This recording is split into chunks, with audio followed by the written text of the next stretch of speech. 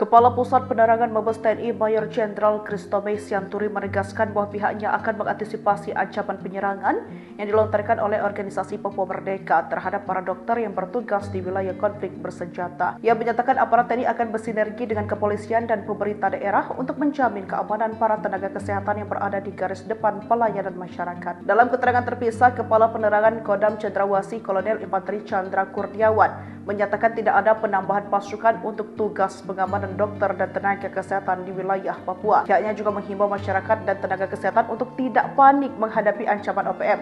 Ia memastikan aparat gabungan terus bersiaga dan siap bertindak jika situasi berkembang. Sebelumnya, Tentara Pembebasan Nasional Papua Barat Organisasi Papua Merdeka mengumumkan akan menyerang dokter-dokter di rumah sakit yang ada di wilayah konflik bersenjata. Tokoh adat Papua dari wilayah Mepago Pius Wenda pada Minggu 27 Juli 2025 mengecam keras pernyataan tersebut. Ia menegaskan bahwa serangan terhadap dokter dan fasilitas kesehatan adalah tindakan pengecut yang justru akan memperpanjang penderitaan rakyat Papua.